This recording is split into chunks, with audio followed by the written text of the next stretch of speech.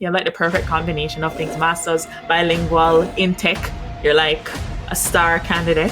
How did you get to that point where you're like, okay, Ontario Immigrant Nominee Program is my best bet? The province of Ontario, by seeing my profile, they just felt like it was adding value because I was bilingual. And so I get all of those criteria made that, yeah, I pick Ontario and then Ontario also picked me in return.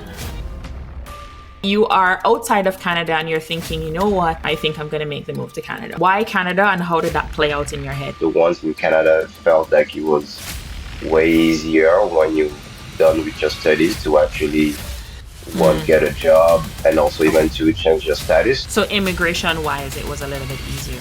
I would say So, now you leave your job. How do you officially break into the job market? I literally went on LinkedIn and I was able to use the settings and find someone on LinkedIn who was black and also lived in France and moved to Canada. So I sent a message to introduce myself and I say, hey, I would just like to know you. So that person that I randomly reached out to on LinkedIn connected me to those two people, and one of them literally helped me get my first job. Oh. How has it been for you trying to build community? So there's something that I want to say that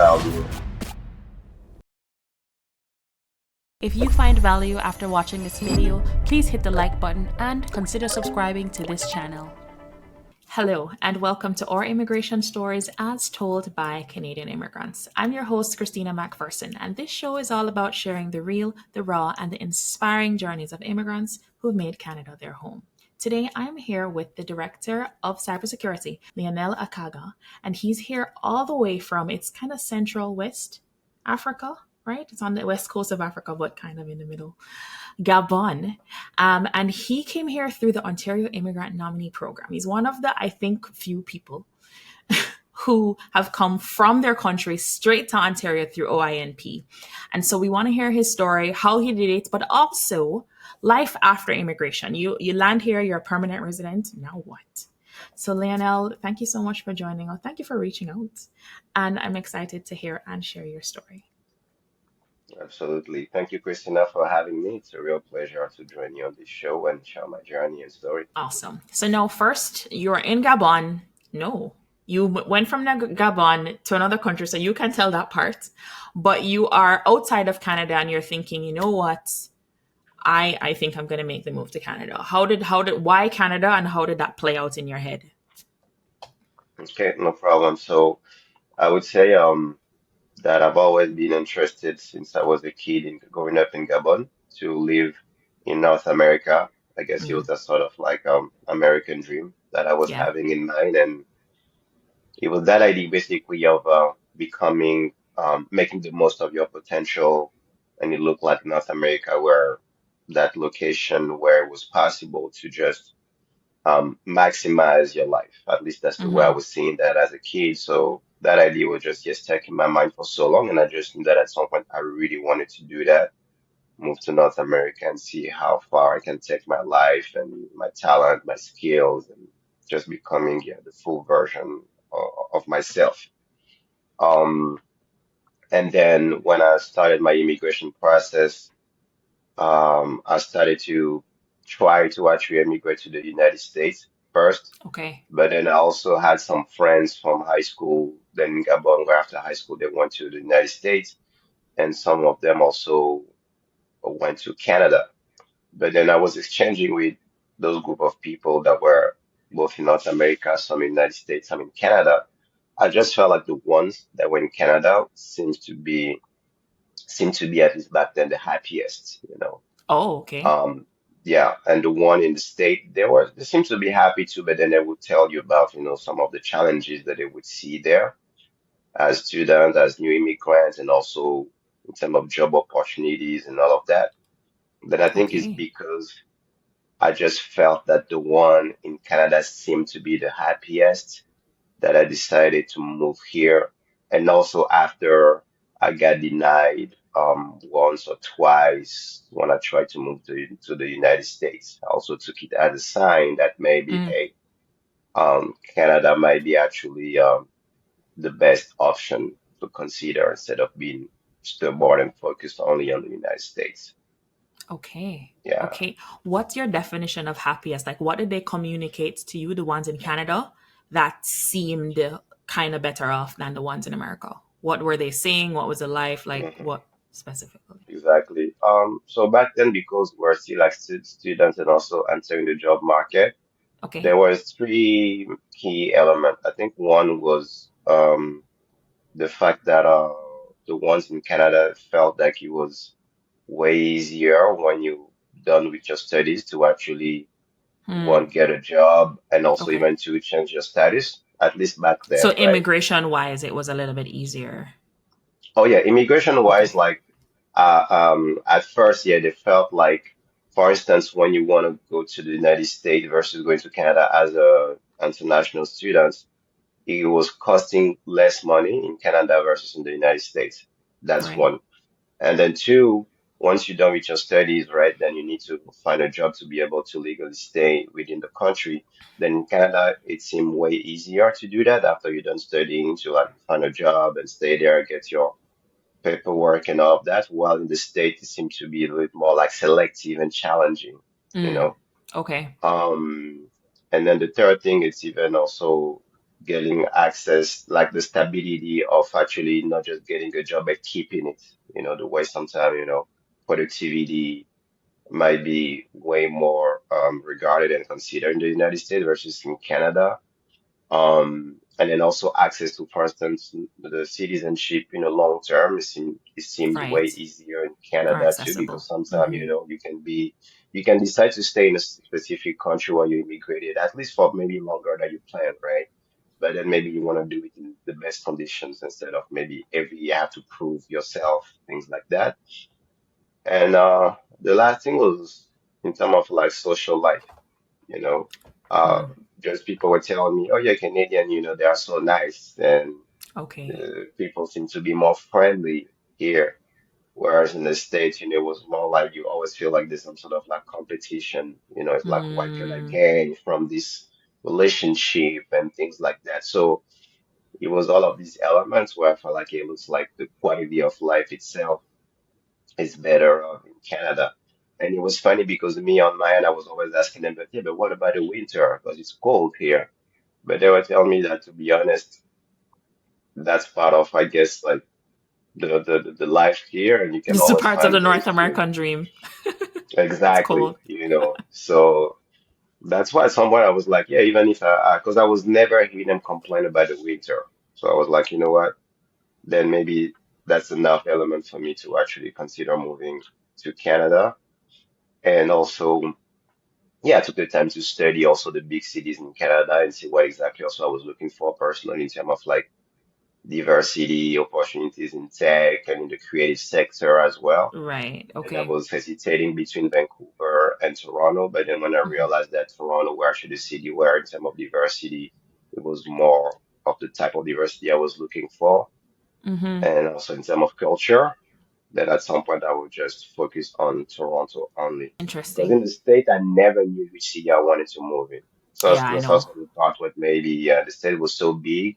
In terms Yeah. of big city in the state, you have so many options. Yeah. So I never was decided, should I go to Houston? Should I go to LA? Should I go to New York? Hmm.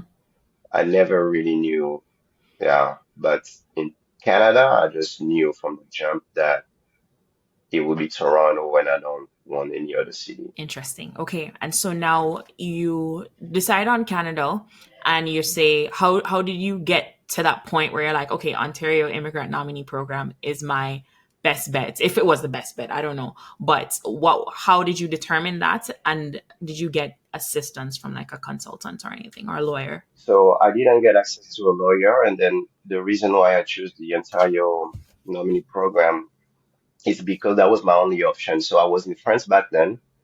I was finishing my studies, and I knew that I didn't want to be an immigrant here as an international student. To me, I was done with my studies because Yeah. I was getting a master's degrees in France and then doing like a sort of MBA program right after that. So at some Hmm. point, I was like, it's time for me to enter the workforce. Okay. So then when I look at the program, and I was also having a Gabonese passport, not a French one. because, for instance, when you're French or citizen, I guess, of the European Union, but especially French, there's way more options, like the 2 year work permit visa, I think they call it. No, not the work permit, they call it uh, because in French they call it PVT, permis vacances travail. So I think it's a sort of like permit where it's like a holiday, a tourist Okay. visa, but I can allow you to work at the same time and to stay for 2 years in Okay. Canada. And back then after that you can even renew it and even transform it into a work permit after that. But you had to be French. So back then when I started my journey, I wasn't French, so I just had a Gabonese passport. So that's why Mm-hmm. also in terms of option, I think it was literally the only option that I had to apply through the Express Entry program.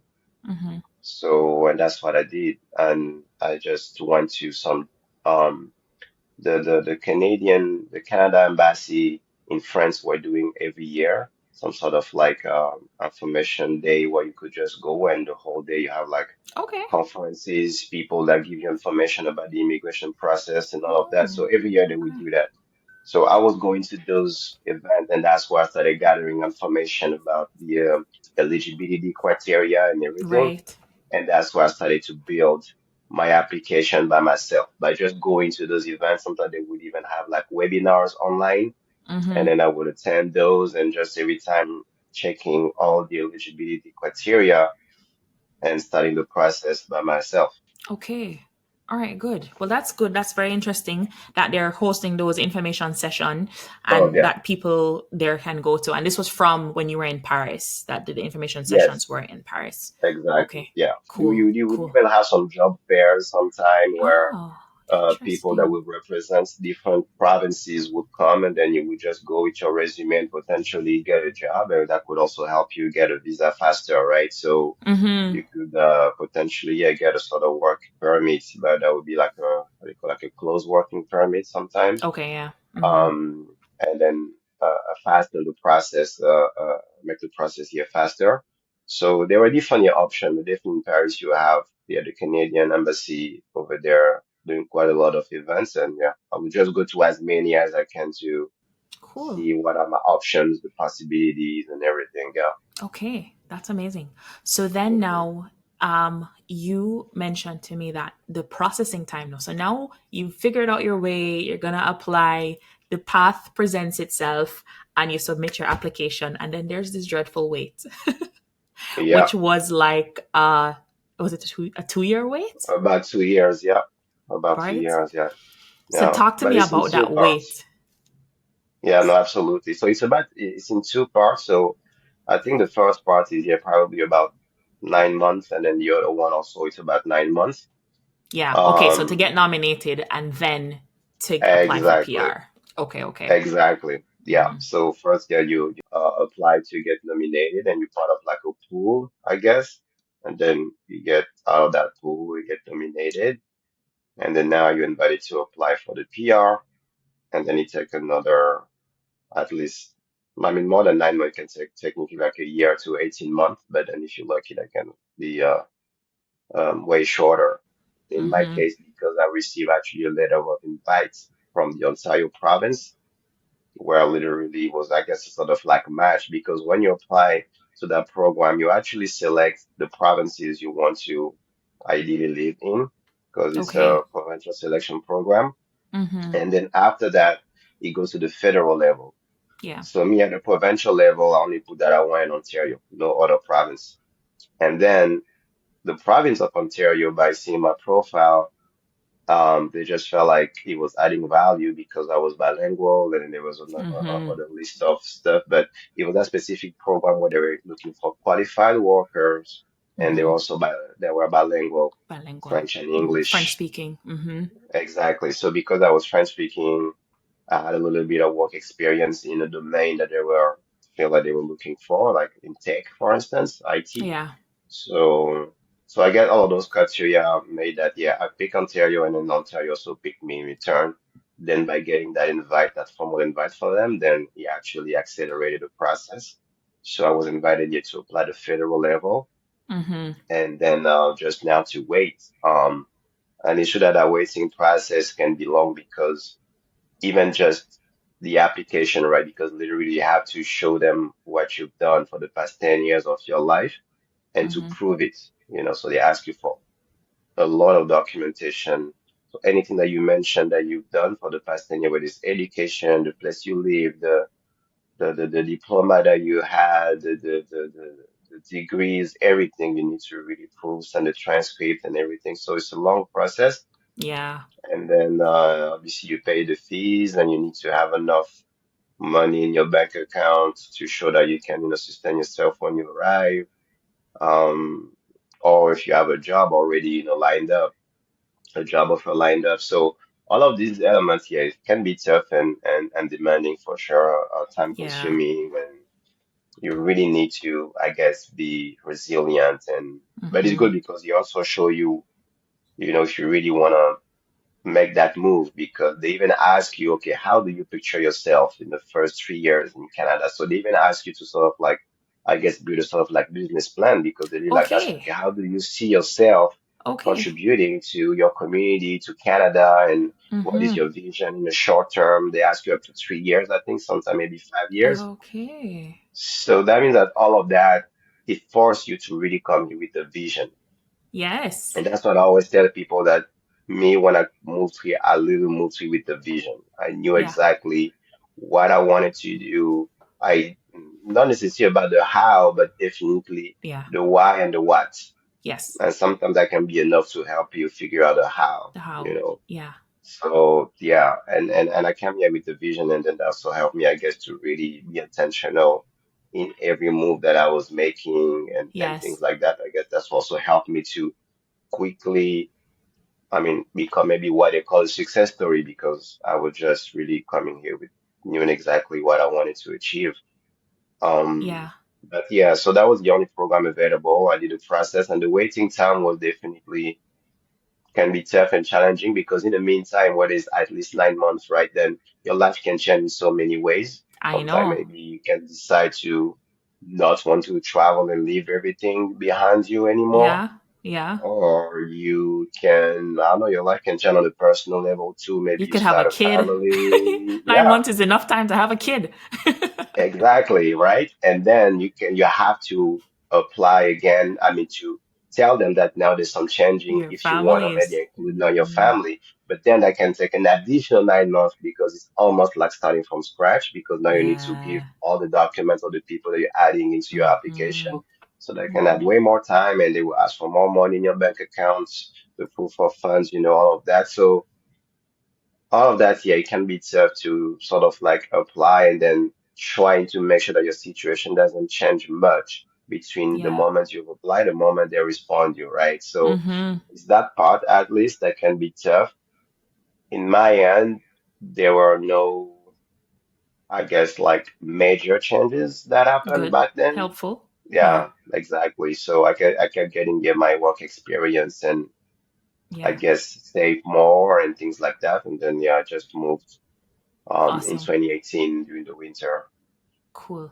So what I like that people can learn from this your story, your experience, because sometimes people are going into the express entry pool or they're hesitant to go into the express entry pool saying I don't have enough points or whatever. But if you go in, and I'm assuming that you did a French language test Yes, I did. and English. Yes. Perfect. So now they're saying that, Hmm. okay, this person is bilingual, this person is in tech, we like this person. Let's invite them to our province, which any province can do if you select that you're interested in each of the provinces. And then the province will reach out and ask you, and you had a master's too. So you're not, Ontario likes Hmm. those people. You're like the perfect combination of Yeah. things masters, bilingual, in tech. You're like Yeah. a star Yeah. candidate, right?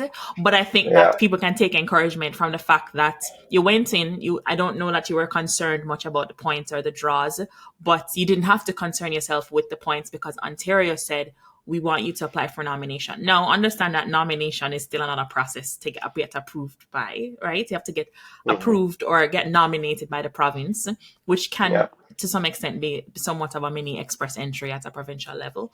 But I think that Hmm. people can take that from your story to realize that, oh, wait, I can join the pool and a province can reach out to me. Um, Exactly. so now the wait is over. You're here. You're in Canada. Welcome to Canada. You're a permanent resident now, right? Yeah. You're a Yeah. permanent resident. You've landed Yeah. here, and now you kind of have to hit the ground running, right? So you have to give up that Hmm. life that you were kind of in, not limbo, but limbo, right? Because you're Hmm. there, you're Hmm. working, you don't know what's going to Hmm. happen, but you have to Yeah. prepare as if it were going to happen. Exactly. So now they're saying, come to Canada. Now you have to drop your life and come to Canada. What was that Hmm. like? Like, now, how was it feeling? Oh, yes, I'm a PR now. Oh, wait, I got to do it now. How did that play out Hmm. for you?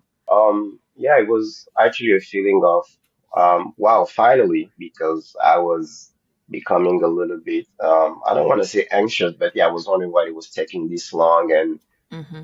doesn't mean that I'm gonna maybe get denied, So, and Mm-hmm. I think they don't even necessarily have like a specific number that you can call to ask for some updates. I think it's just maybe an email, a sort of generic email address that they give you, and then if you follow up, they might just tell you to just wait, something like that. So, Mm-hmm. but wait until when, and they might just tell you, oh, we receive a lot of applications, so just wait, and they give you a time range, oh, maybe between 9 to 18 months, da, da, da. So Yeah. that means that when you finally have the good news, I think it's an email and after that maybe they send you actually like a proper mail, something like that. Um, yeah, I think it was definitely like a sense of relief that, oh, okay, so finally all this effort is paying off. I got my visa and everything, so it's happening. And then they give you, I guess, a timeline to enter the territory. When they give you like 6 months to enter the territory, and you have to go with your passport and to the I guess maybe the Canadian embassy or something like that, a service where they Mm-hmm. put you like the Mm-hmm. the stamp and everything, your PR card and your passport. So I went and did all of that, and I guess to me it was really now realizing that all these years of effort, now it's time to actually leave your comfort zone or whatever zone you're in and Yeah. to start a new life. Mm-hmm. So I guess it was a lot of excitement and be like, okay, I need to, I guess, start packing. Why do I bring with me? Why do I live here? To also quit your job because I was employed back then. But how do you Mm-hmm. announce them that, you know what, guys, I'm actually leaving to start a new life in Canada, those type of things. And then also your family that maybe you've told that, I have this project, but then maybe they felt like, oh, it's been almost 2 years. Maybe that person He's gave up not on going that anymore. project too. Yeah. Exactly. So it was all of these things, and knowing that that 6 months period, the maximum that I had to be in a territory was February, because I think I received the answer maybe like November 2017, and then I had until the end of February to move here. So that means that no matter what, I'm moving here during the winter. And then also your Mm. family is worried, they're like, oh, you're gonna move during the winter, are you not scared? Canada is super cold and all of that. So it was all of those things, but overall, I guess I was really excited to start that new life where finally my efforts were paying off. So it was definitely more excitement than anything else. So I was so determined that I was like, it's okay, I'm gonna look up what do I need to do to make sure that when I move in the winter, I stay, healthy and fine and everything. So, Mm-hmm. and I just, yeah, did it, packing and really like moving with I didn't bring much luggage. I was like, yeah, I want to start fresh and light. I don't need to like have a sort of like shipping container and then move a lot of stuff here. I was like, yeah, I'm just gonna ready that as many things as I can and Yeah. literally start anew. So I think I just have like one suitcase and that's it. Um and I really started anew. And back then I didn't even have a job when I moved here. Yes. So So that's, I want to talk it about was that next. Because yeah, so So there honestly was a lot of excitement more than anything else. It was like the fear, anxiety, all these sort of like I guess justified, but that could be sort of like negative emotions that I was trying to focus more on the positive and yeah. which was like excitement to finally move into a country and a city that I really like chose and they chose me back. Then I was Yeah. like, let's go and let's just make the most of this life. Yeah. Yeah. Nice. I like that. They chose me and they chose me back. I think the last person or last two people I interviewed from Cameroon, just up north from Mm, you. said Okay, that yeah, Canada chose me because she tried the yeah, US too, and they said no, no, no, no, no, and then Canada chose her. So like, well, I'm choosing you yeah, back, Canada. exactly. Um, so now you have to leave gainful employment. Hmm. We call it leaving shore for onshore, right? Yes, you Yeah, have a permanent resident card, and I think that I try to help people to understand that there is life after immigration. After you've yeah, signed that last document, got that last thing in the mail, there's still life to live. mm, Like PR is not the end goal because then, like you said, exactly. you came here with a vision and a plan and all of that stuff. How do you Yeah, now manifest that vision? So now you yeah, leave your job, you're yeah, going to Canada, and I know that it feels so like such an accomplishment, but then you still have to go on life, right? You have to go on yeah, adult. So now you yeah. get here. Did you have any family here? Did you know anybody here? So yeah, officially I didn't have any family at all in Ontario, so it was really starting anew. So yeah, Yeah. didn't have any family at all. Yeah. So what I did is I literally just booked a sort of like hostel to have like a landing place. Yeah. Because I think they ask you about that, like okay, when you touch down, where are you gonna be? So I just booked 2 weeks at a hostel downtown. I mean, it's more like in Chinatown, Kensington Markets, in Okay. Toronto. Okay. Yeah, Yeah, yeah, yeah. so just and it was randomly, honestly. I think I just went on Google and was like, okay, what are different neighborhoods where I can find something affordable and also like central. And I found that place, and I was like, I was basically giving myself 2 weeks to find a proper housing. So I was Yeah. like, I'm gonna book it for 2 weeks, and then Yeah. literally, if I have to go outside every day to visit apartments, then I would do it. So that Yeah. was for the It's a good housing part. plan. Yeah. And then now for the job parts, I didn't have any job, but while I was in France, a friend of mine actually got my resume. I sent him my resume because he was already living in Canada, but he was in Montreal. Good. So I was basically going through some job interview processes, Yeah. and the idea was actually to do the very last interview in Canada in person. So that was the plan back then. I started like it was 3 steps interviews, and I did the first two while I was in France. And then the Oh, goal so was, sorry to cut you. So you were job mhm. hunting from before you even got here, right? Oh yeah, And you yeah, got yeah, interviews absolutely. before you even got here. Okay.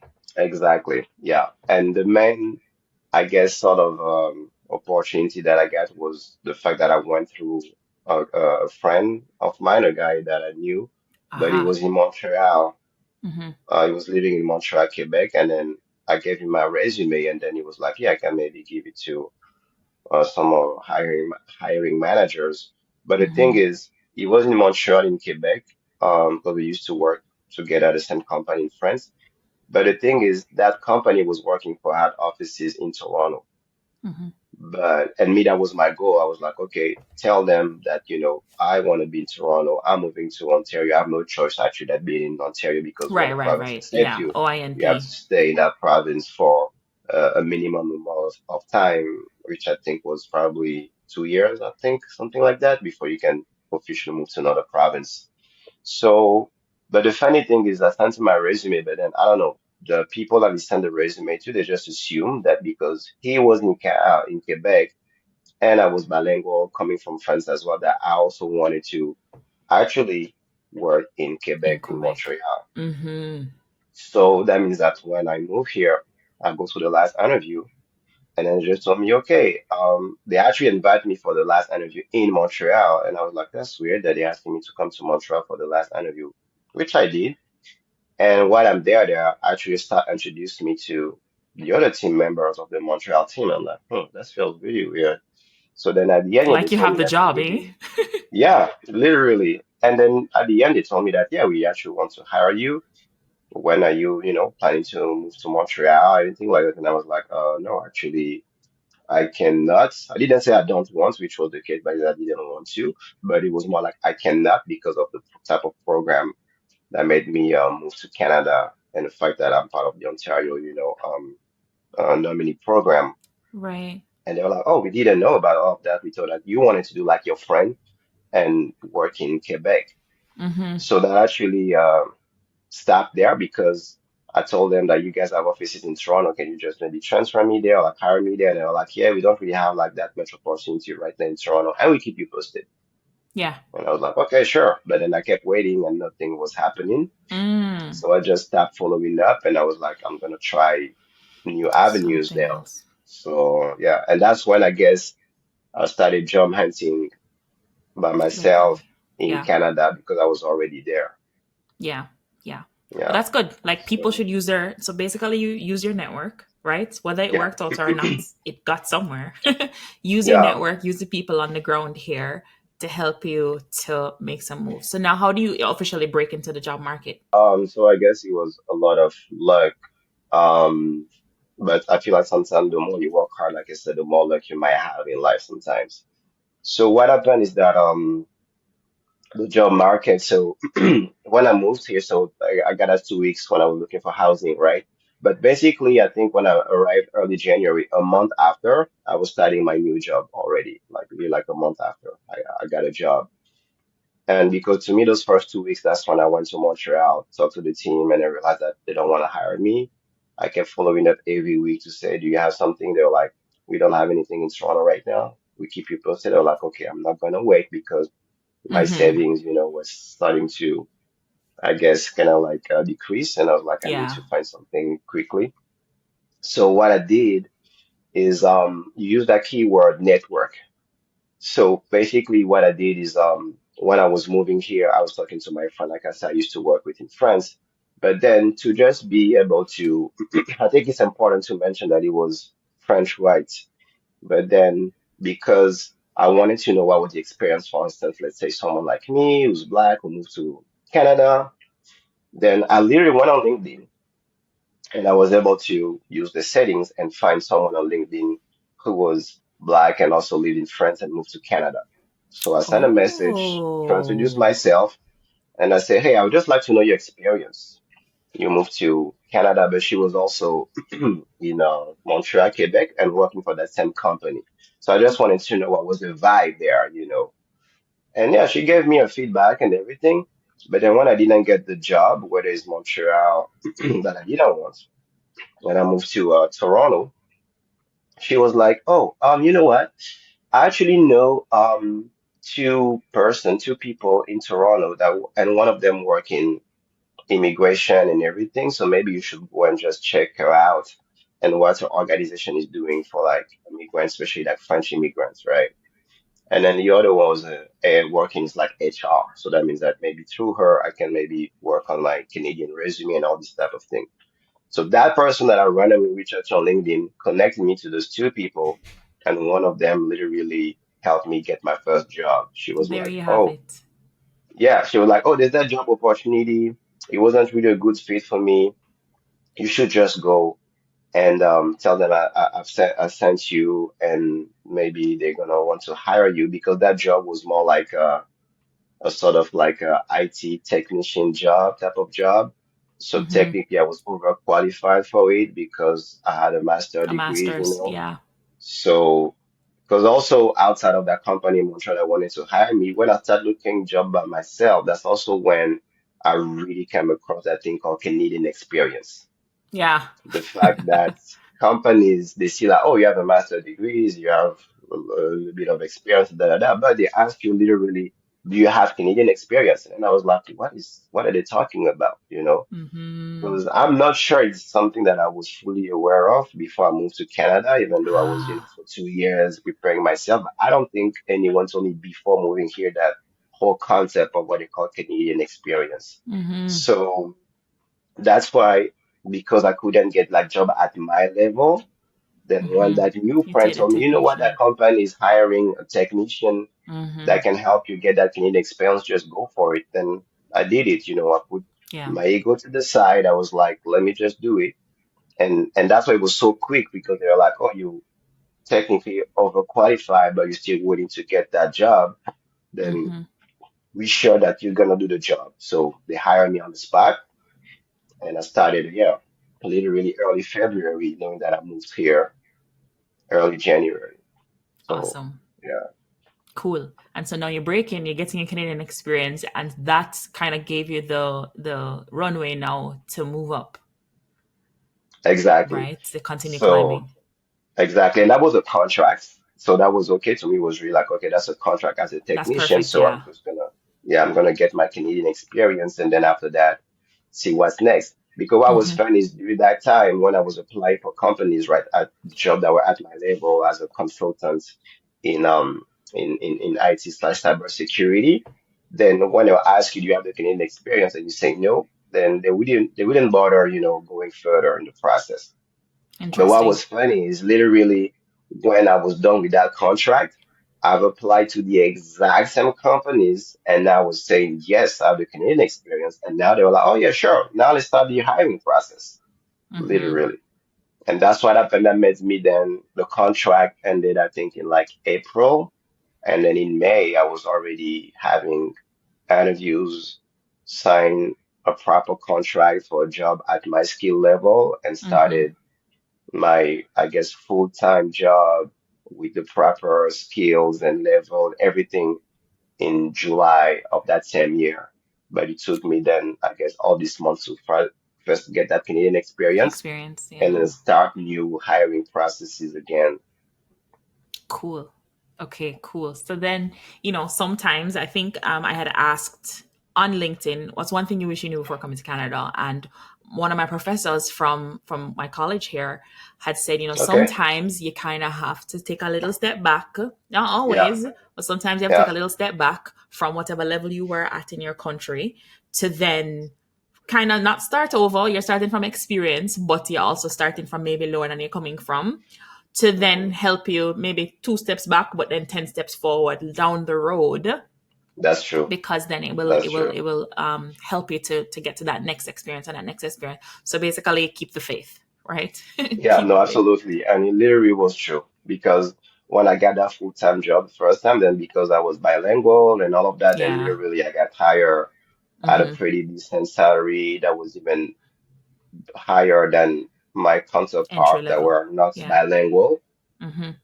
And the fact that I was here bringing that French skills also to the job, then definitely was a huge advantage for sure. Good. Good. There's this joke we have Mhm. that says, "What do you call a Canadian who is bilingual?" Oh, is it a Batman? Oh, No. No. No. No. okay. Employed. Employed is the word. Employed. A Oh, what do you bilingual call Canadian. A bilingual Canadian is employed. employed? Yeah. Oh, okay. Okay. Oh, no, the joke I was thinking about how they say building in French. No, right? Yeah. So I Okay. say this because there's a lot of people right now. Canada's kind of prioritizing French speaking immigrants, right? So they have a Yeah. whole like francophone movement right now outside of Quebec, and Yeah. people are True. learning French for immigration, and there's some people who are learning French for immigration, and then once they got through some other way, they stopped learning French. But I'm like, no, French is beyond immigration, is more job opportunities. It's probably higher pay. It's probably bigger Yeah. positions simply because Yeah. you're bilingual, and so No, it pays off. definitely. Here's that living No, proof. absolutely. Hmm. Yeah, no, absolutely. And these are the two official languages of Canada, so I feel like it's great to have those. And back to even when I was choosing the states, I mean, the hesitate between the state and Canada, that was Ah, also that thing where in the yeah. states being bilingual French is not necessarily No. something that would Spanish, bring, yes, well, but no. yeah, Spanish definitely could help way better, but French not necessarily. So Hmm. that's also why Hmm. I was like, yeah, I think Canada definitely, given my profile, seems to Hmm. be the best country to pick and choose. Yeah. Okay, awesome. So now the province of Ontario reached out to you and they did a whole feature like interviewing you on your little journey coming from Gabon to Paris to Canada through the OINP. And in that feature, you said that you definitely recommend it to somebody. Coming here is definitely worth it. So I want to because you said that coming here you had to have a vision of the sort. Even it was mandatory a part of the paperwork, right? It was like, what's your plan, bro? So you have your plan and now you get interviewed by the province and you say it's worth it. What made it worth it for you? What was the plan that you had? Maybe like a summary of the plan because I know it's probably an extensive plan, but like what was that? What were you expecting, and how did the outcome equal worth it? I mean, to me, in terms of expectation, if I have to summarize it, that would be just bringing my skills in the country and feeling valued enough, Mm-hmm. honestly. Not just that, because you can really like be in a specific area, not shade to any country or city and all of that, but you can just feel like you're in an environment where you don't necessarily feel valued enough, you don't necessarily feel like Mm-hmm. your skills are really appreciated for what they are. Mm-hmm. Then again, you just want to be in a place where, oh, you are bilingual French English. We actually want some bilingual French English. You are good in tech. We want people that are in Mm-hmm. tech. You want to get promotion. We don't have any issue with giving you promotion, no matter who you are, your background, and your citizenship originally, and things like that, right? So to me, it was just that, making sure that I'm in environments where I can bring value, and the value that I can bring is also appreciated, and I can then be given opportunities based on that, just that. Because you're working hard, you have some skills, then there's no limits basically to how far you can go. Yeah. And I felt like Canada was that place that could give me that, especially Ontario.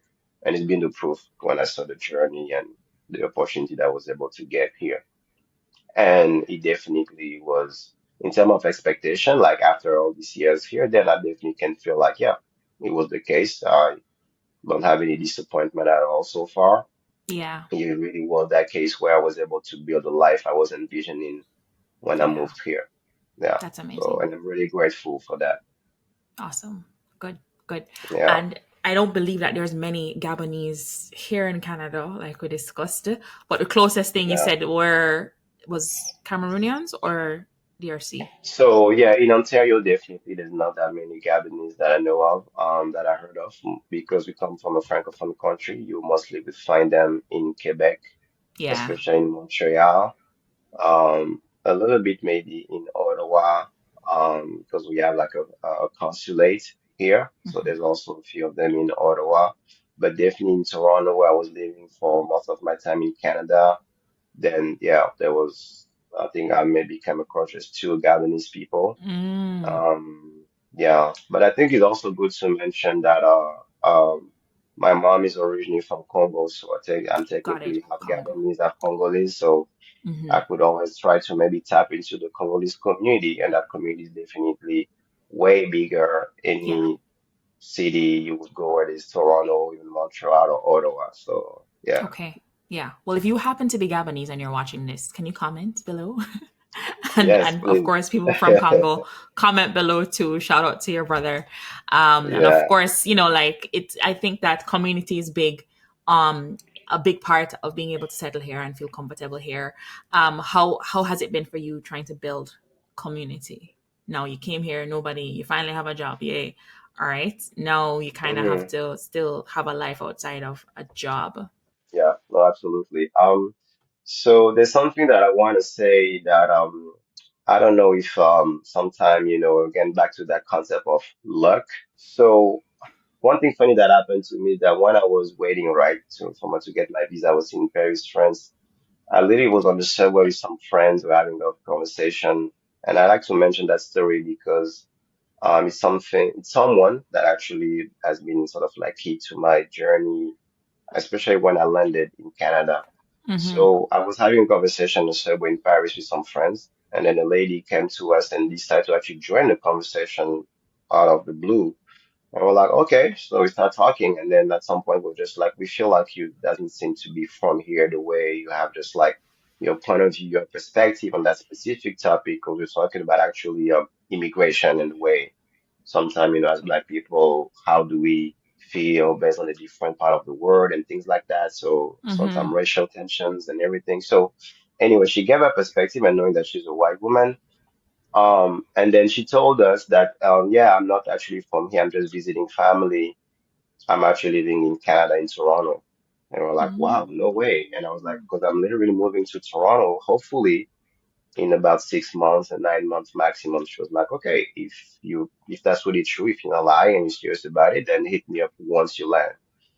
So I did that. And in part of that story, when I was looking for a job and found a job through that person that I randomly reached out to on LinkedIn, who connected me to some people in Toronto, then that lady actually helped me find a place to stay, in the sense that when I was in that hostel, I was looking for housing. I was visiting apartments and everything. And she was just like, hey, you by yourself here.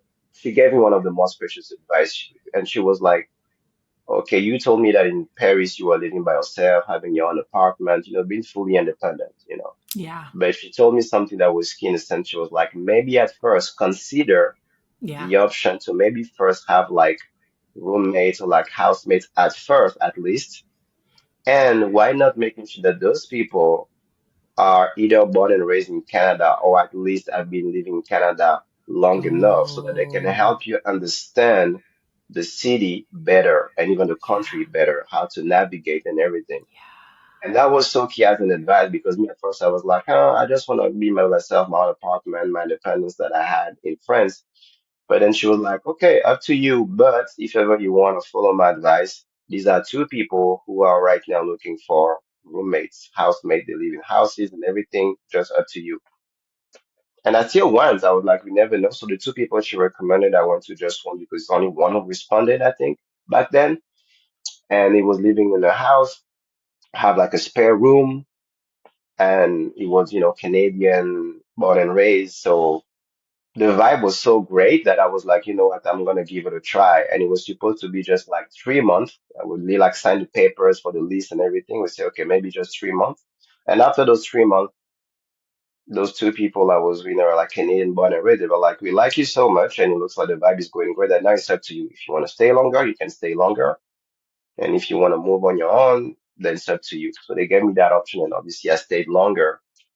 And all that to say that following that advice, it really also helped me learn way more about the city and also build my community, because to those two people, then I knew, based on my sense of interest, where to go, what is like events, to network, to meet new people. And also that lady, sometimes she would invite me to parties or to other events. She would tell me like which newspaper I could read to learn about events happening in the city and everything. So she's the one who was, I guess, one of the very first people from Toronto that I've met or knew. But then also from her and other people down the line, but then mainly from her, through her, I was able yet to start building my community. So and I guess yeah, that was that luck to have met that person who then I met other person and then put me on different type of events where I've met other people and was able yeah to grow my community. So yeah, that's how I was able to build that based off of just like sense of interest and going to the places where I can meet people, that have the same set of interests. Yeah, yeah, so that's how it went. And but the second biggest community I was able to build was actually more like by myself. I just went on Google and then find some like type of events that were happening in the city. And that's where even to this day I've having friends that I've met through that community. And I guess the approach was again just making sure that you know your sense of interest, then Yeah. find events that are happening around those interests and just go Yes. there and meet Yeah. some people. And usually the vibe would be great because you have that same sense It's of common interest, and that's what brought interest. you to that specific event. Mm-hmm. And that's what I did. And from there, yeah, I really built some, I guess, good enough friendship and relationship to this day.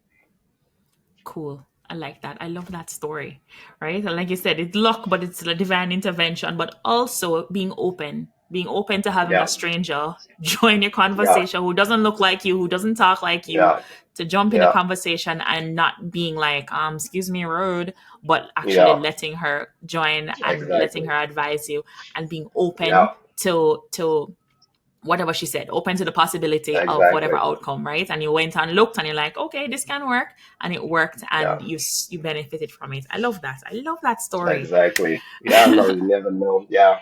Especially when people seem to be wise sometimes, hey, you never know because Yeah. she's middle age and Lila can have kid my age, so I guess that's also something that helps. You kind of like try to trust her. So she really like was sort of like, yeah, godmother, if I can say it Yeah. like Your that. Canadian Definitely. auntie. Yeah, literally. Yeah, yeah. That's perfect. I love it. I love it. All right. So before we land the plane, I mean, I know that you're into mental health. You're big on mental health. I think that there was an event that you spoke at. Did you speak at the event? At the event. There was an event. Oh, But without trying to backtrack where I found that there was an event that Yeah. happened and there were tickets and you were featured as a Reiki master and talking about mental health and such like that. But I don't know if you were a speaker. I Okay. couldn't figure out what you to the event. But talk to me a little bit about it. In 2020 you decided to go and kind of, you know, beef up your Yeah. skill toolkit with Reiki. Hmm.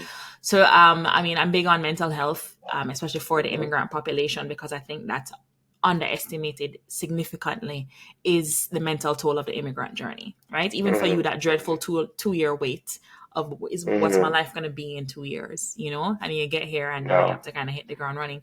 So what I guess message do you have for people surrounding mental health, considering your experiences and the wellness clinic that you had helped to start, one people to down in TO? Yep. Yeah. What's your mental health message for immigrants in Canada? Um, yeah, no, for sure. The message I could say would be definitely easier said than done, but it would be to remember why you actually decided to come here. So remember your why, Mm-hmm. and hopefully your why could always help you find this mental strength to never give up, even if you have to pause sometime, but at Mm-hmm. least to never give up and keep pushing while remaining optimistic despite it all, you know. So to me, that would be that. And I know it's definitely easier said than done, but then what I can add is that it's definitely tools, you know, that can help you to remain, you know, optimistic and resilient, and definitely don't do not hesitate to to tap into those tools, and hopefully that can be healthy also, like healthy coping mechanisms to just again keep pushing. So, and those tools for me, Reiki has been one of them for Mm-hmm. sure, but then there's so many other options and ways over there, right? So, but it's really about that because I feel like, yeah, the journey of an immigrant is not easy to Mm-hmm. leave, you know, like your family, your comfort zone behind you and start anew in a place where maybe you don't know anyone, or even if you know people, then your value, you need to prove yourself and all of that. So things doesn't necessarily come easy. So you definitely want to have that grit, you know, yeah, that grit and that hustle mentality, you know. I like that quote that I actually used in a project that I did because I'm also a creative entrepreneur.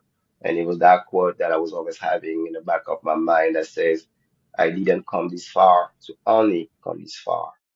So to me, it was also always about thinking about that every time I would go to like a roadblock or something like that. Um, because Reiki, I started that actually, I was still in Paris, France. I started my journey into Reiki in 2017 through a friend that randomly put me on Reiki. She was telling me that Reiki is something that really helped her. And for the people that are not really familiar with Reiki, Reiki is just a mindfulness technique that believes in chakras and I guess like energies, center points. And the idea is just to find a way to sort of like meditate and receive that from a Reiki practitioner that can help you balance your energy levels, basically, if I have to summarize it like that. Um, but then me, when I started my Reiki journey in Paris, then when I moved to Toronto, I decided to definitely continue that because I saw the way it was helping me in France. And then I was like, here, I'm in a new country. I don't necessarily know many people and the winter and everything. So I found a new Reiki master here. And then when I met that Reiki master, who's also happened to be black and Jamaican, so looking like me, that was also great. Then she's the one who actually was like, hey, Lionel, I have this project of starting a clinic called One People TO, and I want you to sit on the board and to also be a practitioner, obviously, because I really feel like you have something special. So when I say yes, once I become a Reiki master in 2020, and then that's how, yeah, we started One People T. I was part of like the funding, I guess, board members. Um, and then, yeah, and the goal was really to offer wellness services to mainly like Black people, people of color, even Indigenous people in Canada. because we realized that yeah, we need access to those I guess options when it comes to mental health to be just more like self-aware.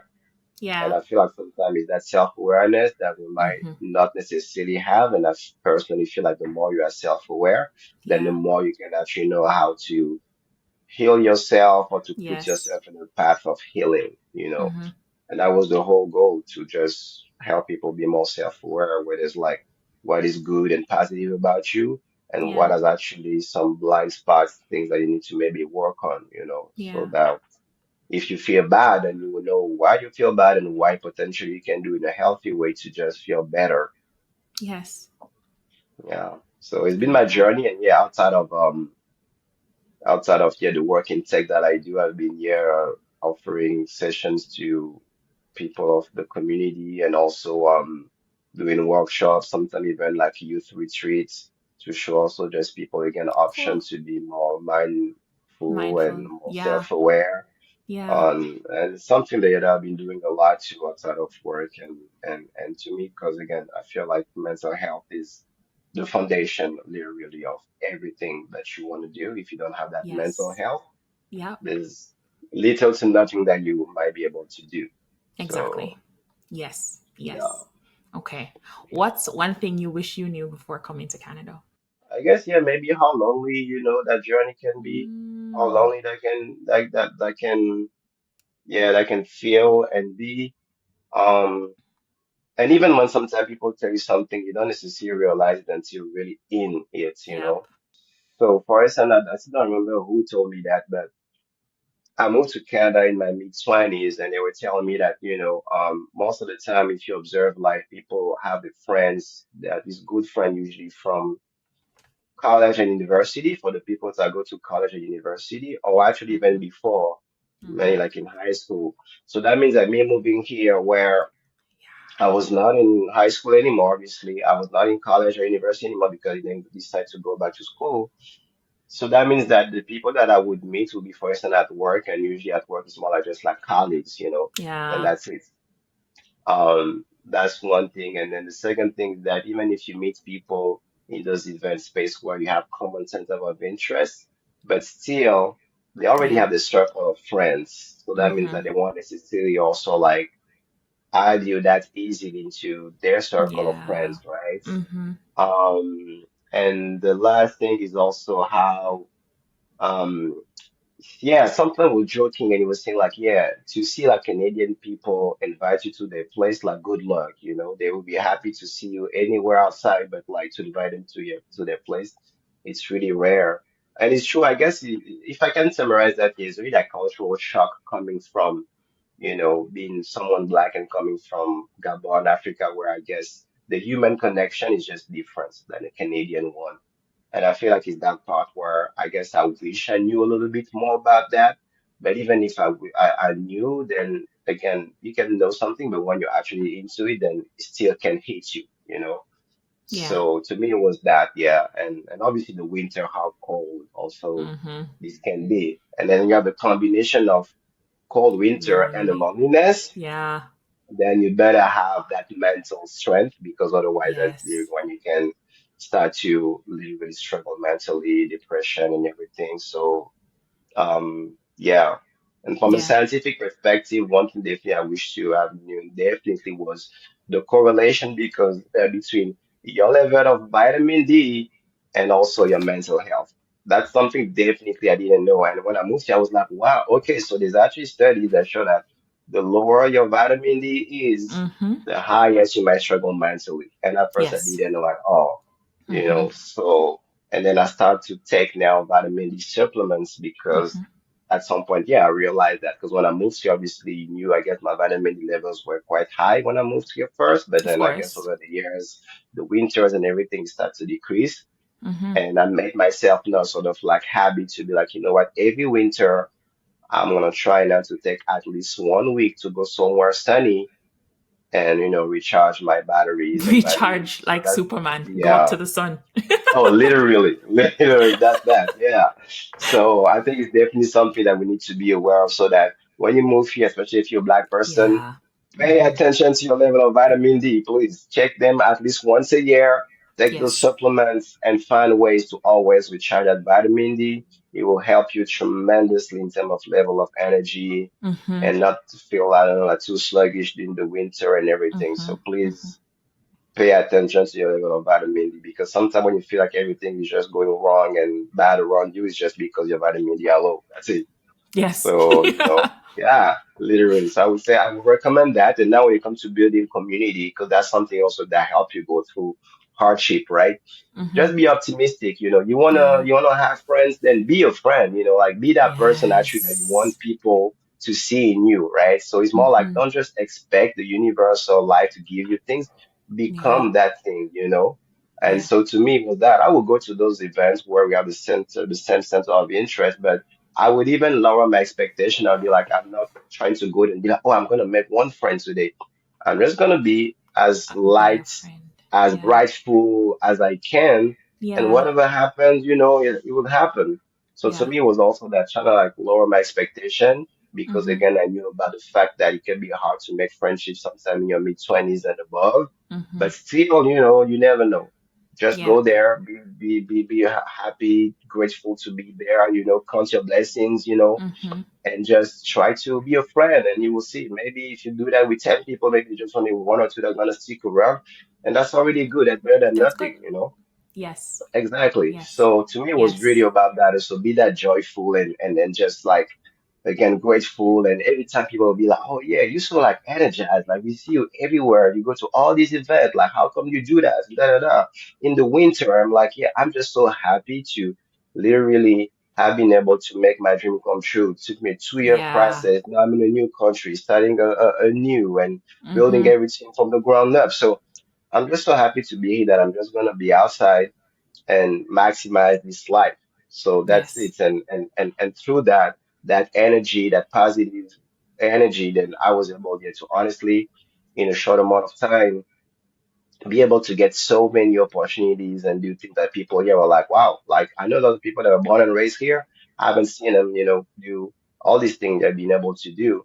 And one thing after the other just keep making sense and align. And I guess maybe that's even how and why I was able to get that position of becoming a director of Mm-hmm. cybersecurity at a Crown corporation at such a young age, I would say, because usually people are that for like way older.